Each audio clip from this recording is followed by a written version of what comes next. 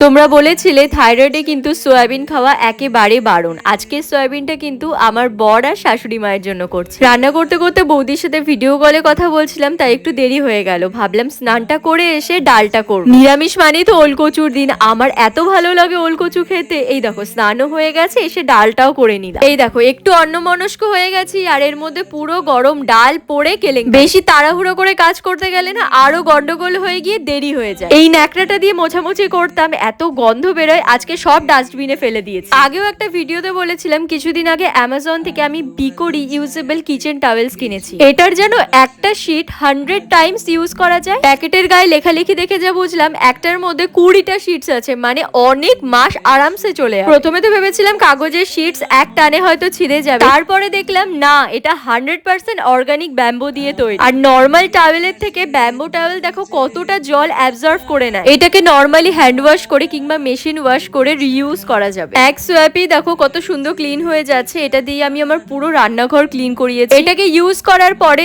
একবার ওয়াশ করলেই কিন্তু এটার মধ্যে আর কোনো দুর্গন্ধ থাকে না। এটাকে শুকিয়ে নেওয়ার পরে এটা দিয়ে আমি আমার ঘরের বাকি ফার্নিচার গুলো পরিষ্কার করিয়েছি, যেমন ধরো fridge, dining table, wooden cabinet. আমি তো এখন থেকে এটাই ইউজ করছি। আর তোমরা এই প্রোডাক্টটা কিন্তু অ্যামাজন, ফ্লিপকার্ট এবং ব্লিঙ্কিটে পেয়ে যাবে। এছাড়াও দেখো প্রোডাক্টটা আমি ওপরে ট্যাগ করে দিয়েছি, তোমরা সেখান থেকে ডিরেক্ট পারচেস করতে পারবে।